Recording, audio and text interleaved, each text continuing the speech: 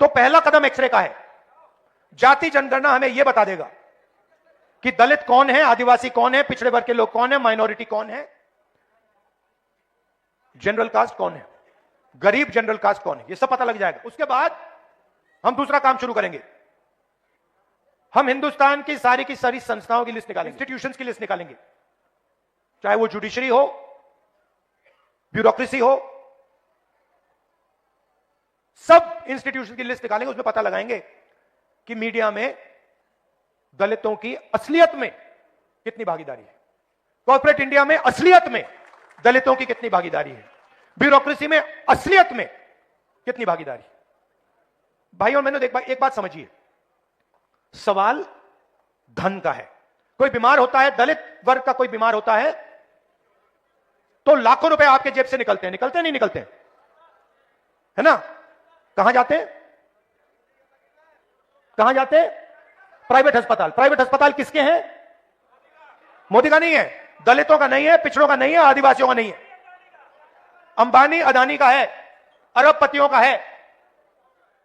Prem hospital and modular test tube baby centre पिछले 30 वर्षों से निरंतर आपकी सेवा करते हुए अब और भी बेहतर रूप में बिजली बम्बा बाईपास पे भी। State of the art infrastructure, 24 घंटे इमरजेंसी एवं ICU, gynaecology, obstetrics, laparoscopic surgery, laser surgery, cosmetic surgery, infertility, paediatrics, NICU, trauma आदि एडवांस्ड सुविधाओं के साथ कैशलेस सुविधा उपलब्ध है। Prem hospital, inspiring healing, empowering lives, near Shoprex mall, Bijli Bamba bypass, Meerut. इनको सरकारी जमीन दी जाती है, इनको रोज सरकारी जमीन दी जाती है, आप इनको लाखों रुपए देते हो, मगर मालिकों में आपका एक नाम नहीं है, कहीं भी नहीं है। तो जाति जनगणना से ये सारा का सारा साफ हो जाएगा। Swami Vivekanand Subharti University, one of the leading universities of North India, 250 acres campus, 220 plus professional and vocational programs, 20,000 plus students, state of the art infrastructure. Come and give wings to your career with Swami Vivekanand Subharti University, where education is a passion. NH 58, Meerut, Delhi, NCR. इसीलिए कल मैंने parliament में भाषण दिया, मैंने दो चीजें कही। एक, मैंने टेक्नोलॉजी की बात की, इलेक्ट्रिक मोटर की बात की, मोबिलिटी रेवोल्यूशन की बात की, और दूसरी मैंने पार्टिसिपेशन की बात की, भागीदारी की बात की, जाति जनगणना की बात की। उसके बाद प्रधानमंत्री ने जवाब दिया, 1.5 घंटा का जवाब दिया। उस जवाब में आपने जाति जनगणना शब्द सुना? क्योंकि नरेंद्र मोदी, बीजेपी, आरएसएस जाति जनगणना नहीं कराना चाहती, क्योंकि यह देश की सच्चाई आपको नहीं बताना चाहती। और मैंने निर्णय ले लिया कि कुछ भी हो जाए, देश में दलितों को, पिछड़ों को, आदिवासियों को मैं उनकी सच्ची भागीदारी दिखाना चाहता हूं। और यहां मतलब बड़े बड़े ऊपर लिख देना चाहता हूं कि इस देश में दलितों को, पिछड़ों को, आदिवासियों को कहीं भी भागीदारी नहीं मिल रही है। और जैसे ही आपको यह दिखेगा, जैसे ही आपको सचमुच में डेटा दिखेगा, फिर हिंदुस्तान की असलियत, हिंदुस्तान का हर एक नागरिक, हर एक दलित, हर एक पिछड़े वर्ग, हर एक आदिवासी सब समझ जाएंगे। और फिर एक नई तरीके की राजनीति, एक नया तरीके का विकास शुरू होगा। इसलिए मैं यहां आया। आप कह रहे थे, आपने मुझे बुलाया, आप कह रहे थे कि दिल्ली का चुनाव है। हां, दिल्ली का चुनाव है, उसकी जगह है, मगर यह भी फंक्शन बहुत जरूरी है। तो मैं वोट डालकर सीधा यहां आ गया। और मैं बिहार के दलितों को, पूरे देश के दलितों को कहना चाहता हूं, देखिए, ये जो संविधान है, ये हम सब कहते हैं और मानते हैं कि अंबेडकर जी की, गांधी जी की देन है। मगर इस संविधान के अंदर हजारों साल का आपका दर्द है। जो आपके साथ अपमान किया गया, जो आपको दबाया गया, जो आपको क्रश किया गया, वो सब इसके अंदर है। और यही आपको एक नया भविष्य दे सकता है, यही आपको बचा सकता है, और यही आपको देश में भागीदारी, सच्ची भागीदारी दे सकता है। इसीलिए बीजेपी और आरएसएस के लोग इसको खत्म करना चाहते हैं, क्योंकि वो जानते हैं कि जिस दिन तक यह संविधान है उस दिन तक हिंदुस्तान के गरीब लोगों को, दलितों को, पिछड़ों को, आदिवासियों को नहीं दबाया जा सकता है। ये इसको सामने से नहीं मारते हैं। ये आप मत सोचिए कि इसको सामने से मारते हैं। सामने से इसके सामने ये मत्था टेकते हैं। सामने मोदी जी यूं करेंगे और फिर अपना काम चालू कर देंगे। अंबेडकर जी के सामने आरएसएस के आजकल सब नेता हाथ जोड़ते हैं,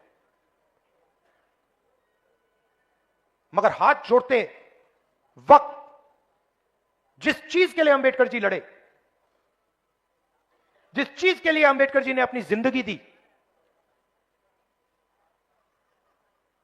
उसको रद्द करते हैं, उस पर आक्रमण करते हैं, उसको खत्म करने की कोशिश करते हैं। दलितों की स्कॉलरशिप्स, बाबा साहब ने कहा था एजुकेट। आदिवासियों की, दलितों की स्कॉलरशिप्स को खत्म कर देते हैं, रोहित वेमुला को मार देते हैं और फिर अंबेडकर जी के सामने जाके हाथ जोड़ते हैं। इसका कोई मतलब नहीं। तो मैं ये आपसे कहना चाहता था कि हम आपके साथ हैं और मैं ऐसा दिन देखना चाहता हूं जब हिंदुस्तान की हर संस्था में, हर सिस्टम में, लीडरशिप लेवल पे, कोने में नहीं, पीछे नहीं, लीडरशिप लेवल पर दलित, आदिवासी, पिछड़े लोग दिखें। मैं देखना चाहता हूं, मैं वो दिन देखना चाहता हूं जब हिंदुस्तान की टॉप 10 कंपनीज का मालिक दलित, पिछड़े वर्ग से हो, आदिवासी वर्ग से हो। और मैं उसके लिए लड़ रहा हूं और लड़ता रहूंगा। आप सबका बहुत बहुत धन्यवाद कि आप यहां आए। धन्यवाद, नमस्कार, जय हिंद। अब मैं चाहूंगा कि हमारी पूर्व विधायिका राष्ट्रीय सचिव पूनम पासवान जी आए हुए लोगों का आभार प्रकट करेंगी। पूर्व विधायिका पूनम पासवान जी, राष्ट्रीय सचिव।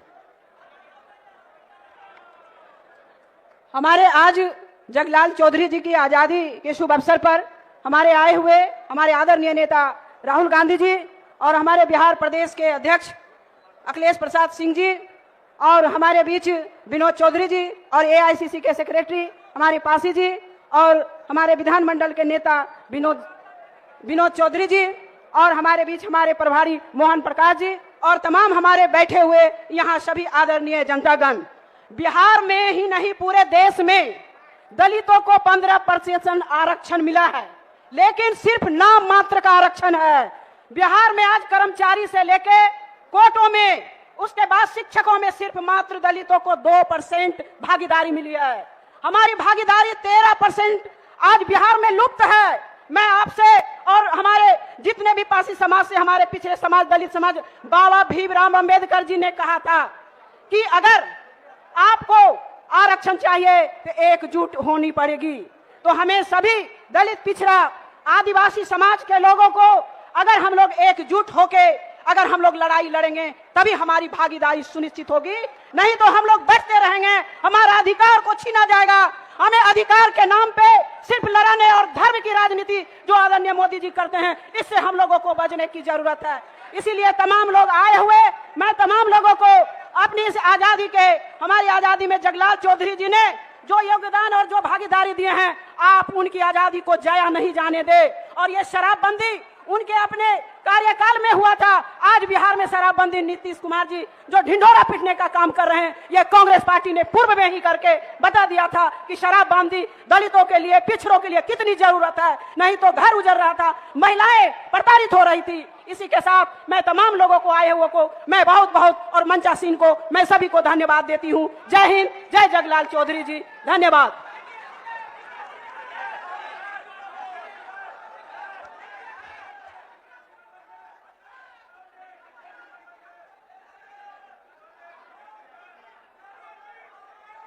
चाबी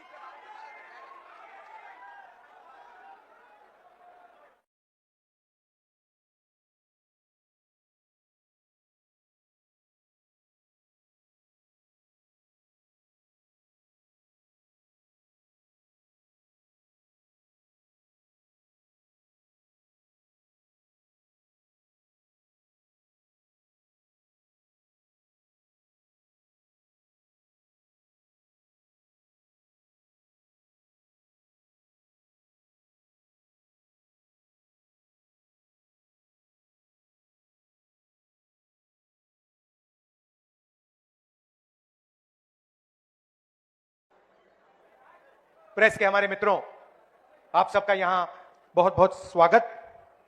आज हम जगत चौधरी जी की याद करते हैं। लड़ाई हिंदुस्तान में विचारधारा की है। एक तरफ आरएसएस, बीजेपी और दूसरी तरफ अंबेडकर जी, जगत चौधरी जी, महात्मा गांधी, जगलाल चौधरी जी, जगलाल चौधरी जी। तो यह विचारधारा की लड़ाई चल रही है। कुछ दिन पहले मैंने अपने भाषण में कहा कि हम अंबेडकर जी की बात करते हैं, जगलाल चौधरी जी की बात करते हैं,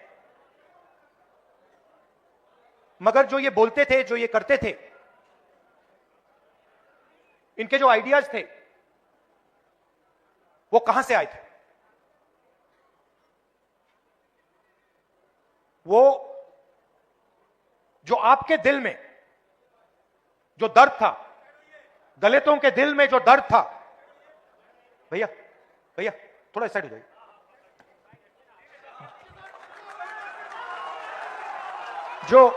जो दलितों के दिल में जो दर्द था,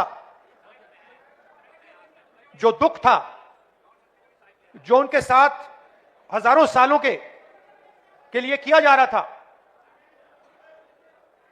वो आवाज अंबेडकर जी और जगलाल चौधरी जी के मुंह से निकलती थी। मतलब जो आपके दिल में था, जो आपके समाज के दिल में था, वो अंबेडकर जी और जगलाल चौधरी जी बोलते थे।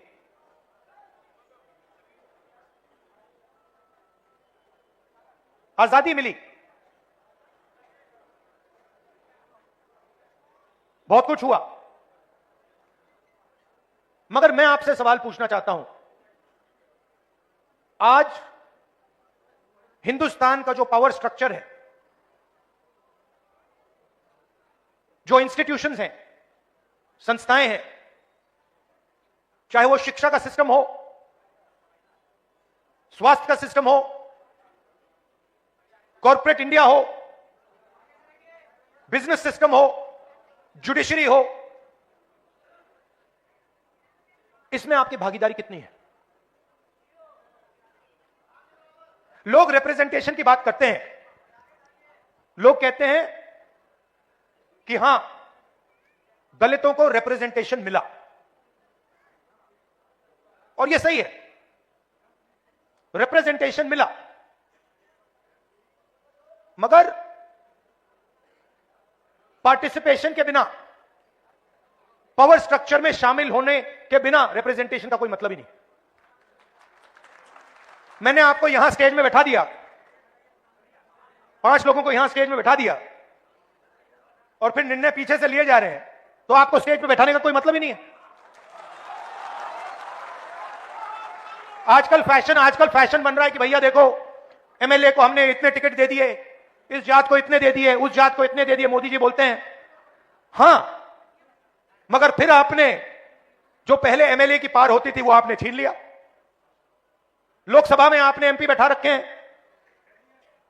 लोकसभा का एमपी एक निर्णय नहीं ले सकता। मंत्री आपने बना दिए, मगर ओएसडी आरएसएस का बैठेगा। तो कंट्रोल का सवाल है, पार्टिसिपेशन का सवाल है, भागीदारी का सवाल है। रिप्रेजेंटेशन की जगह है, मगर मेरा सवाल दूसरा है। मेरा सवाल यह है कि मैंने कहा कि ये हमारे मीडिया के मित्र हैं। उदाहरण देता हूं, मैंने कहा ये मीडिया के मित्र हैं, इनकी बड़ी बड़ी कंपनियां हैं, इनको हर स्टेट की सरकार एडवर्टाइजमेंट का पैसा देता है। हर स्टेट की सरकार, देश की सरकार इनको एडवर्टाइजमेंट देती है। आपने देखा होगा, देखा आपने सरकारी इश्तेहार देखे ना, तो सीधा इनकी फंडिंग हो रही है, सरकार इनकी फंडिंग कर रही है। अब मैं आपसे पूछता हूं, ये बड़ी बड़ी जो कंपनियां हैं मीडिया वाली, इनके मालिकों की आप लिस्ट निकालिए, मुझे दलित दिखा दीजिए उनमें, आपको एक दलित नहीं मिलेगा। ठीक है, शायद आप लोग कहेंगे हमें मीडिया की कंपनी कंट्रोल नहीं करनी। फिर मैं अगला सवाल पूछता हूं, ठीक है, सीनियर मैनेजमेंट की लिस्ट निकाल दीजिए, बड़े बड़े एंकर्स की लिस्ट निकाल दीजिए, बड़े बड़े एडिटर्स की लिस्ट निकाल दीजिए, मुझे दलित नाम दिखा दो उसमें। नैरेटिव ये बना रहे 15% आपकी आबादी है, 16% आबादी है आपकी। मीडिया में मैंने आपके मुद्दे कभी देखे ही नहीं है। मैं हिंदुस्तान के एजुकेशन सिस्टम में पढ़ा हूं, दलितों के बारे में हिस्ट्री की किताब में मैंने 2-3 लाइन पढ़ी थी। क्या आपकी हिस्ट्री नहीं है क्या? 2 लाइन हिस्ट्री की किताब में, 2 लाइन थी, दलित और अनटचेबिलिटी। 2 लाइन से आपका दर्द मिट जाएगा क्या? मैं आपको एक कहानी बताता हूं, बहुत सुंदर कहानी बताता हूं आपको, आप हैरान हो जाओगे। आजकल स्टूडेंट्स जाते हैं, अमेरिका जाते हैं ना, पढ़ने जाते हैं। अमेरिका के बड़े बड़े कॉलेजेस हैं, तो अमेरिका में एक कॉलेज का एंट्रेंस एग्जामिनेशन होता है, एसएटी एग्जामिनेशन। नाम सुना आपने? सुना है? एसएटी एग्जाम है, वो अमेरिका का यूनिवर्सिटी का एंट्रेंस का एग्जाम होता है। जब वो पहले एग्जाम बनाया गया और स्टूडेंट्स ने लिया, तो जो गोरे स्टूडेंट्स थे उनका परफॉर्मेंस बहुत अच्छा था, और जो अफ्रीकन अमेरिकन थे उनका परफॉर्मेंस बिल्कुल बेकार था। मैं बहुत गहरी बात बोल रहा हूं, इसको अच्छी तरह सुनिए। तो जब नया एग्जाम आया, गोरों को फर्स्ट डिवीजन, सारे के सारे बेस्ट परफॉर्मर्स गोरे, और जो काली चमड़ी वाले थे, अफ्रीकन अमेरिकन थे, उनका परफॉर्मेंस बिल्कुल बेकार, वो फेल हो रहे हैं। पहले गोरों ने कहा कि गोरे लोग ज्यादा इंटेलिजेंट हैं, ज्यादा होशियार हैं, और ये जो अफ्रीकन अमेरिकन हैं ये कम होशियार हैं, ये मैथमेटिक्स नहीं समझ सकते क्योंकि इतने होशियार नहीं। फिर एक प्रोफेसर ने चालाकी कर दी, उसने एक एक्सपेरिमेंट किया। वही एसएटी का एग्जाम, उसके जो सवाल थे उसने अफ्रीकन अमेरिकन प्रोफेसर से बनवा दिए। मतलब एग्जाम के जो सवाल थे, जो एग्जाम का डिजाइन था, उसने गोरों से नहीं करवाया, उसने अफ्रीकन अमेरिकन से करवा दिया। और फिर उसने वही एग्जाम गोरों को और अफ्रीकन अमेरिकन को दे दिया। आपको मालूम है नतीजा क्या था? सारे के सारे गोरे फेल हो गए। अब मैं आपसे पूछना चाहता हूं, हम शिक्षा के सिस्टम की बात कर रहे हैं, उस शिक्षा के सिस्टम में आपकी कोई हिस्ट्री नहीं है, आपका कोई इतिहास नहीं है। क्या दलित प्रोफेसर्स एग्जाम लिख रहे हैं हिंदुस्तान में? बोल रहा हूं बॉस, इसलिए आया हूं, बोलने ही आया हूं मैं। तो आपकी ना मीडिया में भागीदारी। कॉर्पोरेट इंडिया की बात करता हूं, 16 लाख करोड़ रुपया नरेंद्र मोदी जी ने हिंदुस्तान के 25 सबसे अमीर लोगों का कर्जा माफ किया। 16 लाख करोड़ रुपया, उनकी लिस्ट निकालिए। 25 लोग हैं, अदानी, अंबानी, ये लोग।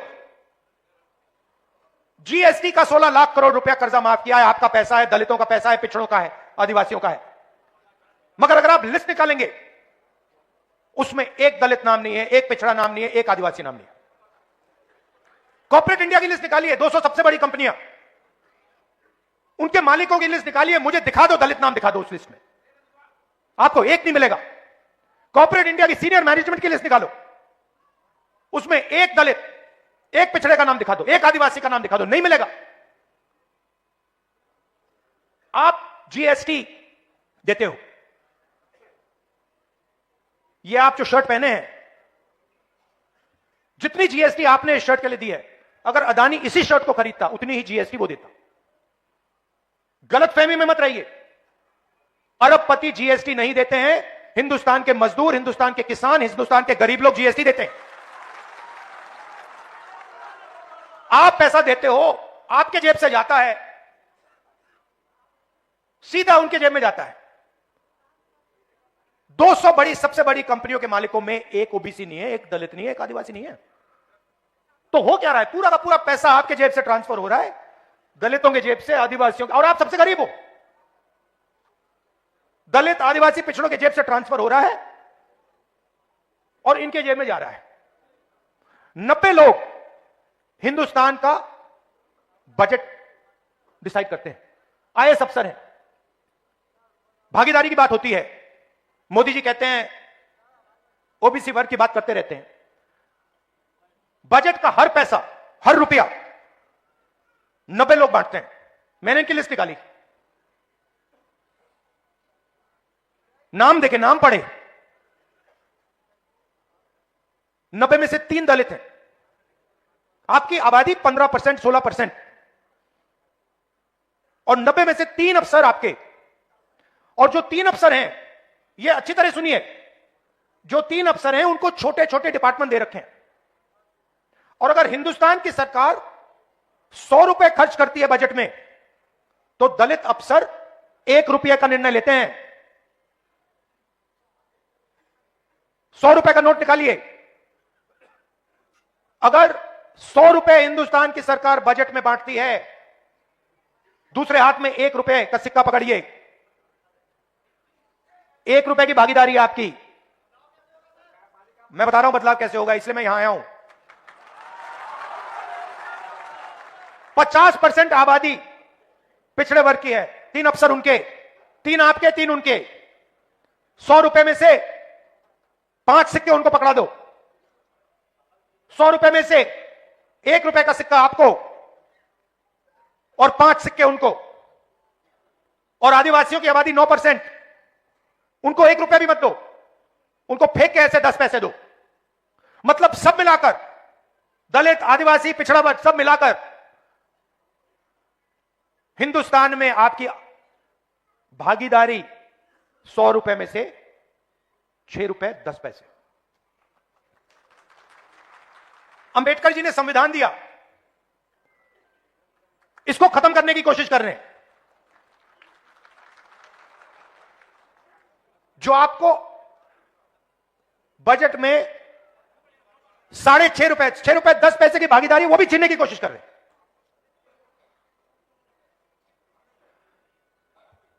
तो मेरा कहना है कि रिप्रेजेंटेशन की जगह है, मगर रिप्रेजेंटेशन जितना ही जरूरी, पार्टिसिपेशन और भागीदारी। अब सवाल उठाया किसी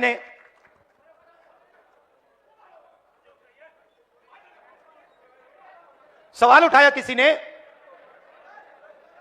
कि आगे क्या करना है, रास्ता क्या है। मैं बताता हूं आपको। सबसे पहले यह पता लगाना है कि सचमुच में किसकी कितनी आबादी है और किसको कितनी भागीदारी मिल रही है। और यह पता लगाने का एक ही तरीका है, उसका नाम है जाति जनगणना। और यह बिहार वाला जो जाति जनगणना, मैं इसकी बात नहीं कर रहा हूं। जाति जनगणना देखना है तो तेलंगाना वाला देख लीजिए। तो जाति जनगणना क्या है, मैं आपको समझाना चाहता हूं। जाति जनगणना सिर्फ सर्वे नहीं है, पहला कदम है। जैसे चोट लगती है, मैडम आपको कभी चोट लगी है? हाथ टूटा है कभी आपका? आप अस्पताल गई थी, डॉक्टर ने पहले आपसे क्या कहा? एक्सरे कराना है। कहा नहीं कहा? किसी को चोट लगती है, डॉक्टर पहली चीज कहता है भाई देखो एक्सरे कराओ।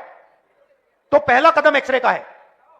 जाति जनगणना हमें यह बता देगा कि दलित कौन है, आदिवासी कौन है, पिछड़े वर्ग के लोग कौन है, माइनॉरिटी कौन है, जनरल कास्ट कौन है, गरीब जनरल कास्ट कौन है, यह सब पता लग जाएगा। उसके बाद हम दूसरा काम शुरू करेंगे। हम हिंदुस्तान की सारी संस्थाओं की लिस्ट निकालेंगे, इंस्टीट्यूशंस की लिस्ट निकालेंगे, चाहे वो जुडिशरी हो, ब्यूरोक्रेसी हो,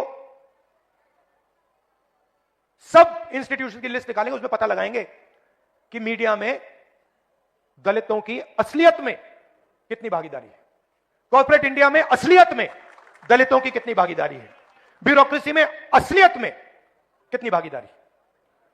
भाइयों मैंने एक बात समझिए, सवाल धन का है, ठीक है, सवाल धन का है।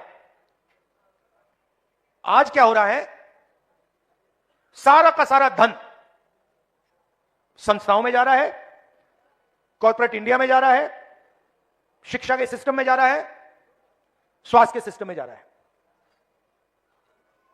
पहले सरकारी अस्पताल होते थे, एक प्रकार से वो आपके अस्पताल थे, उसमें आपको मुफ्त में इलाज मिलता था।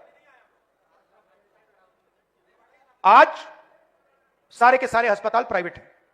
कोई बीमार होता है, दलित वर्ग का कोई बीमार होता है, तो लाखों रुपए आपके जेब से निकलते हैं, नहीं निकलते हैं, है ना? कहां जाते हैं? कहां जाते हैं? प्राइवेट अस्पताल। प्राइवेट अस्पताल किसके हैं? मोदी का नहीं है, दलितों का नहीं है, पिछड़ों का नहीं है, आदिवासियों का नहीं है, अंबानी अदानी का है, अरबपतियों का है। सारे के सारे जो प्राइवेट अस्पताल है उनके मालिकों की लिस्ट निकाल दो, मुझे दलित नाम दिखा दो एक। इनको सरकारी जमीन दी जाती है, इनको रोज सरकारी जमीन दी जाती है, आप इनको लाखों रुपए देते हो, मगर मालिकों में आपका एक नाम नहीं है, कहीं भी नहीं है। तो जाति जनगणना से यह सारा का सारा साफ हो जाएगा। इसीलिए कल मैंने पार्लियामेंट में भाषण दिया, मैंने दो चीजें कही। एक, मैंने टेक्नोलॉजी की बात की, इलेक्ट्रिक मोटर की बात की, मोबिलिटी रेवोल्यूशन की बात की, और दूसरी मैंने पार्टिसिपेशन की बात की, भागीदारी की बात की, जाति जनगणना की बात की। उसके बाद प्रधानमंत्री ने जवाब दिया, 1.5 घंटा का जवाब दिया। उस जवाब में आपने जाति जनगणना शब्द सुना? क्योंकि नरेंद्र मोदी, बीजेपी, आरएसएस जाति जनगणना नहीं कराना चाहती, क्योंकि यह देश की सच्चाई आपको नहीं बताना चाहती। और मैंने निर्णय ले लिया कि कुछ भी हो जाए,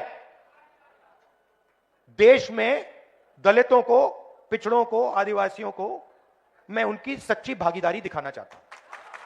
और यहां मतलब बड़े बड़े ऊपर लिख देना चाहता हूं कि इस देश में दलितों को, पिछड़ों को, आदिवासियों को कहीं भी भागीदारी नहीं मिल रही है। और जैसे ही आपको यह दिखेगा, जैसे ही आपको सचमुच में डेटा दिखेगा, फिर हिंदुस्तान की असलियत, हिंदुस्तान का हर एक नागरिक, हर एक दलित, हर एक पिछड़े वर्ग, हर एक आदिवासी सब समझ जाएंगे। और फिर एक नई तरीके की राजनीति, एक नया तरीके का विकास शुरू होगा। इसलिए मैं यहां आया। आप कह रहे थे, आपने मुझे बुलाया, आप कह रहे थे कि दिल्ली का चुनाव है। हां, दिल्ली का चुनाव है, उसकी जगह है, मगर यह भी फंक्शन बहुत जरूरी है। तो मैं वोट डालकर सीधा यहां आ गया। और मैं बिहार के दलितों को, पूरे देश के दलितों को कहना चाहता हूं, देखिए, ये जो संविधान है, ये हम सब कहते हैं और मानते हैं कि अंबेडकर जी की, गांधी जी की देन है। मगर इस संविधान के अंदर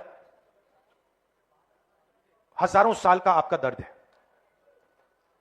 जो आपके साथ अपमान किया गया, जो आपको दबाया गया, जो आपको क्रश किया गया, वो सब इसके अंदर है। और यही आपको एक नया भविष्य दे सकता है, यही आपको बचा सकता है, और यही आपको देश में भागीदारी, सच्ची भागीदारी दे सकता है। इसीलिए बीजेपी और आरएसएस के लोग इसको खत्म करना चाहते हैं, क्योंकि वो जानते हैं कि जिस दिन तक यह संविधान है, उस दिन तक हिंदुस्तान के गरीब लोगों को, दलितों को, पिछड़ों को, आदिवासियों को नहीं दबाया जा सकता है।